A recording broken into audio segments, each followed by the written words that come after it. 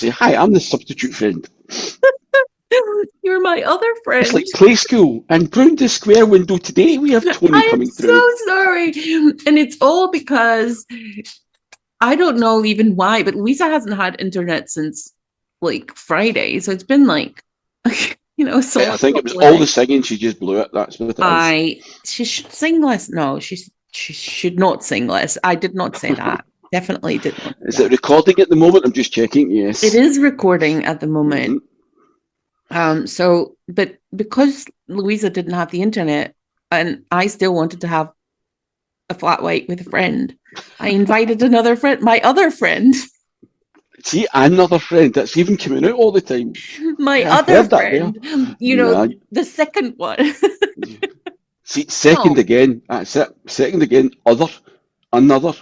Yes. Well, I mean, we'll see what I comes don't out when like you start hierarchy, recording. so I am not going to put you guys in a hierarchy. So if you're not in a hierarchy, how come I'm second?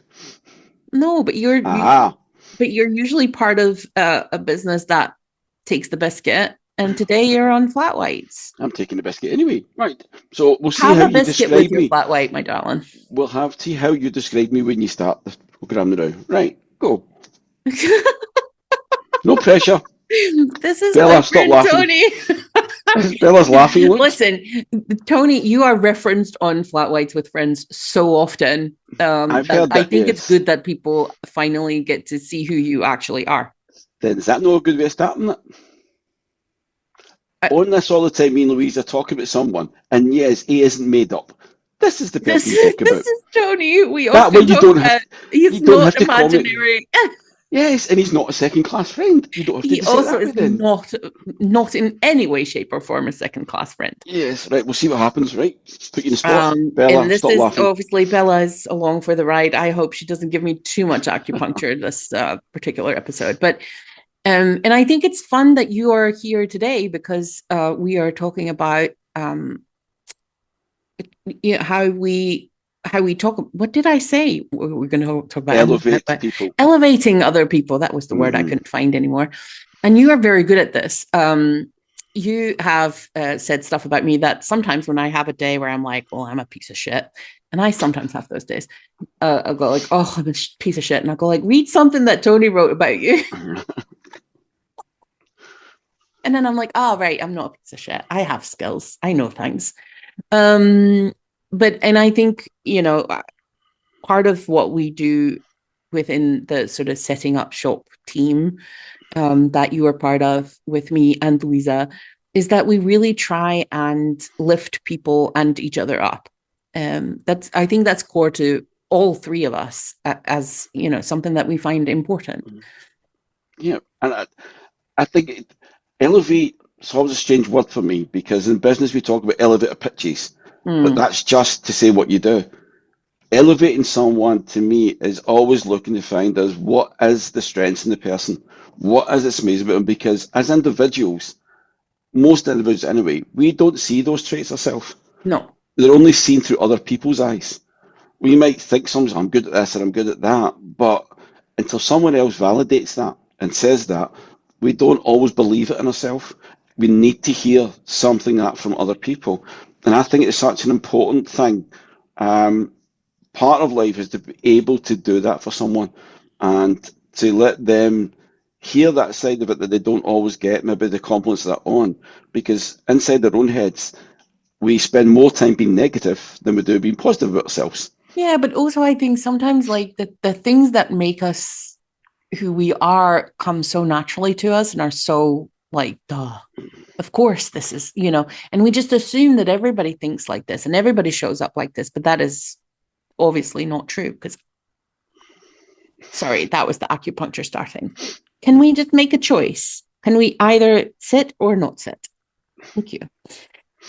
And I think that having people around you who not just who reflect that back at you, but also who encourage you to explore that and to lean into those strengths. Because I also think that a lot of times how we think about how we should show up in life, and when you say the word should, that immediately flags something, right? But but we are so trained that we should overcome our weaknesses, and we should, and there's something so depressing about that, where we're like, well, I'm really good at this, so I should address this thing that I'm not so good at, because I need to also be good at this, because we have to be good at everything. And it's such a waste, because the things that we're good at are joyous and come easy to us, and we can really excel at them, and we can bring something so profoundly unique into the world. But then we're kind of wasting all of that lovely, warm stuff by saying like, oh, but I ought to be better at this. I should be able to work within this structure, or within this way of working. And then we just kind of lose the spark, and we lose what makes us special and magical, right? And I think you've got a really good point. The spark for a lot of people, especially getting into business and that as well, is that feeling you got when you went to start something that you're going to achieve, this great thing you're going to do. But too many small business owners turn the business into a job. Instead of working for someone else, they actually work for themselves. And I asked them to ask a question. If you were another person doing that, would you work for that boss? And that boss is you. And they're like, well, no, probably not. So why are you doing it? Right? Because that's not who you are. But you become this because you get these expectations. You said that you think, I need to be able to do this, this, or this. And no, you go into business because there is some skill, some sort of thing that you've got that other people do not have. And that's the bit that gives you the spark, is understanding. And that's the bit I try, that word I said, try not to say, I've just done it. I am not allowed to say it. Yes, but I can say it because I'm the one who made the rule up. Because you're the boss. Yeah. Yes. Okay, go on. And I want people to actually feel that spark all the time. I see too many business owners who lose it. And then when we go to try and find it back, it's somewhere so deep inside them because they've put all this other emotion around it, because they feel as though I'm a failure because I can't do this one thing. And always a simple, and I love the question, is, and you said, everybody thinks I fail. Okay, who's everybody? Right, well, most people. Who's most people? Some people. Who's some? Well, one person. And who's that one person in particular? Me. Yes, it's always us. We're the one that does it.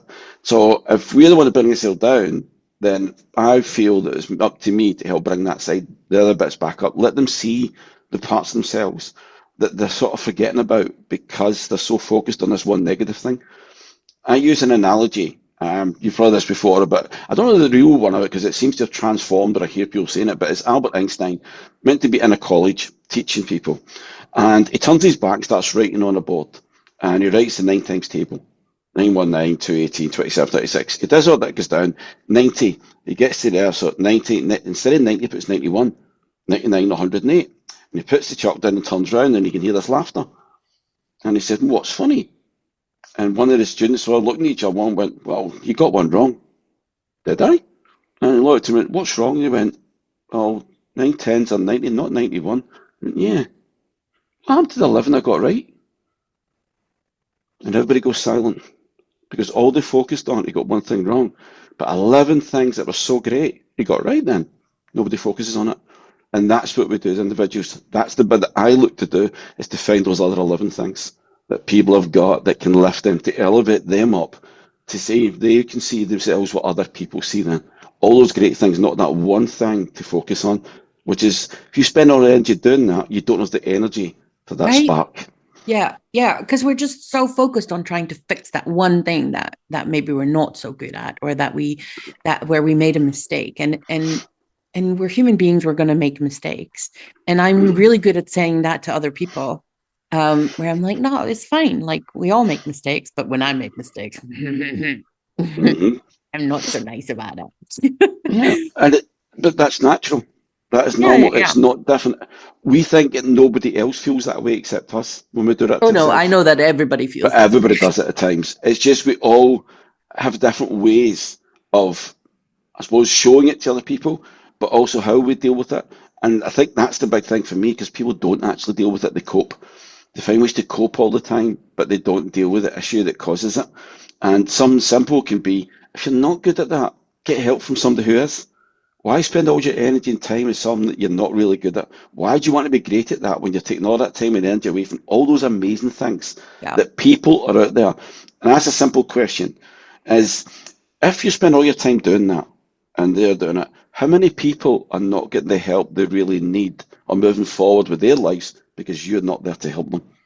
Whether it's a service, whether it's a product, or whatever it is, you think what you give, those people need. But as long as you focus on that one negative thing all the time, they're all losing out on that. So is that no greater thing to help so many people there than just improve one thing for you? Yeah. Yeah, it's such a lovely way of looking at it as well, right? Like, but and I think what I've really experienced as being so great about being in this collaborative sphere with you and Louisa is that we all we all bring something very different to the table. Mm-hmm. Please don't step on my keyboard, Bella.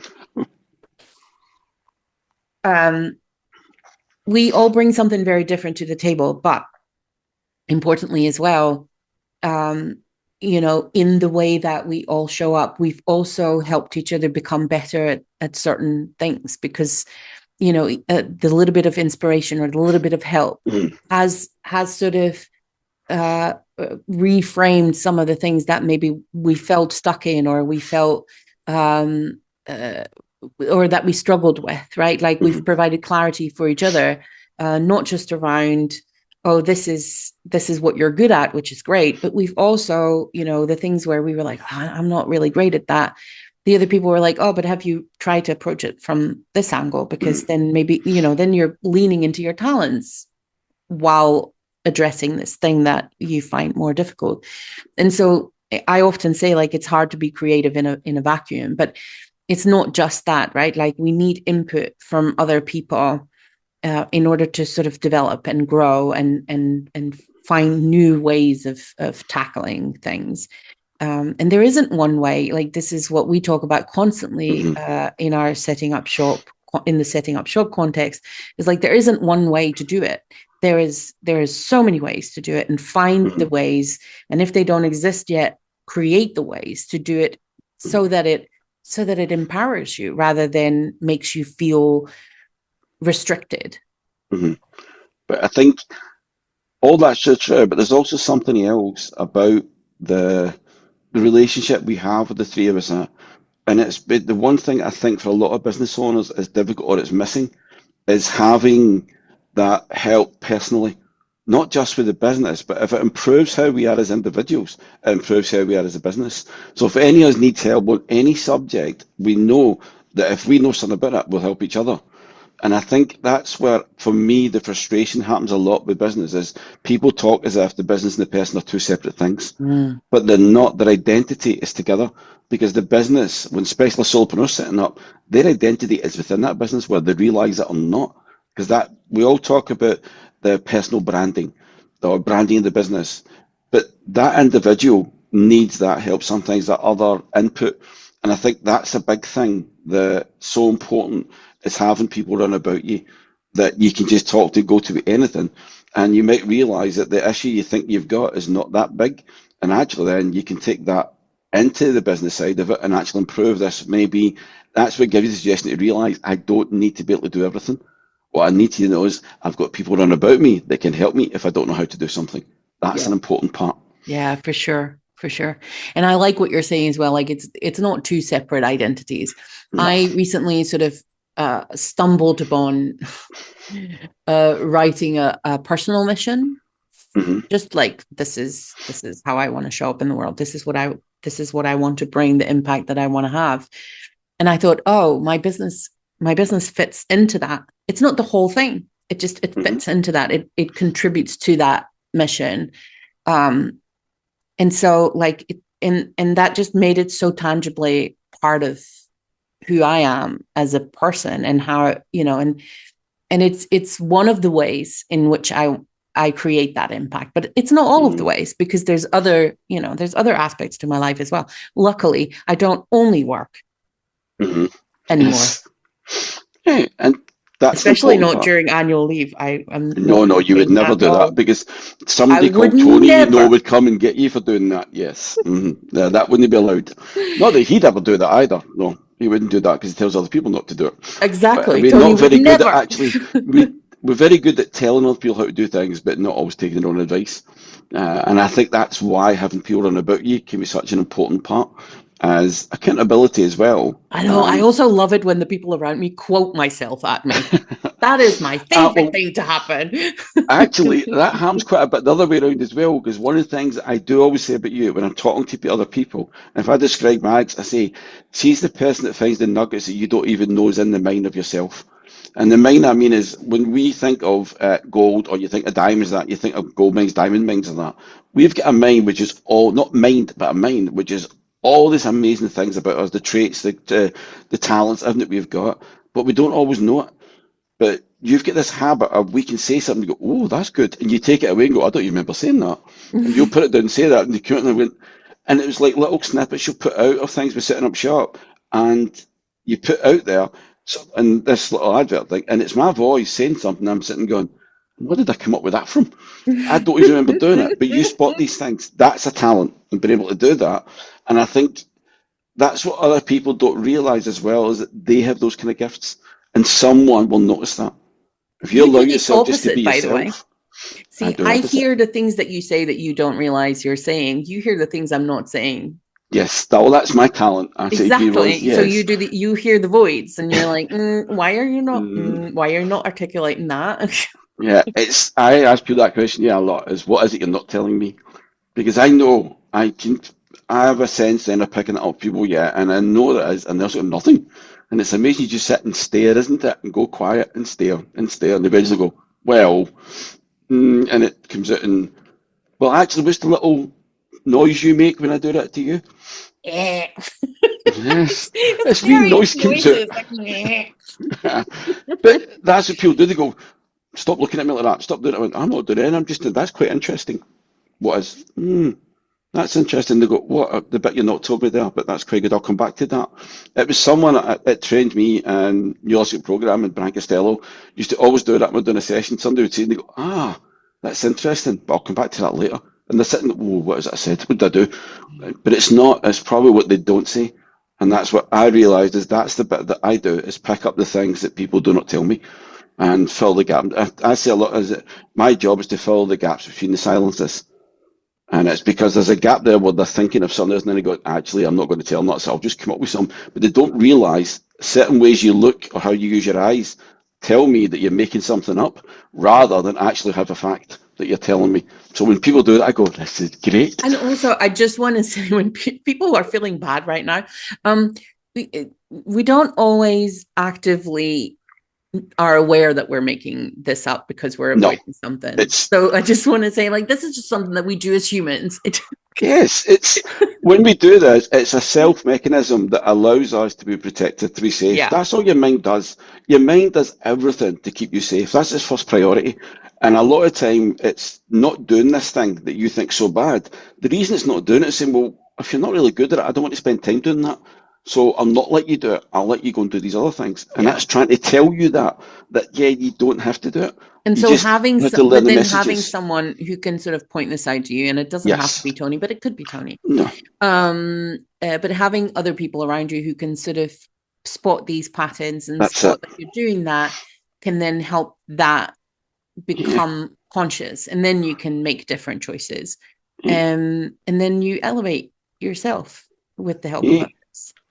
But also you elevate other people. Yes. That's what we've just talked about there is I do a certain thing that does what you do it with me. So what we've really done is elevated each other. Yeah. That's the important part. And anything you do in life, whether it's personal or business, look for the bits that you can elevate other people on, not just elevating yourself. No. We rise by lifting each other, right? Well done. That's the perfect way for this.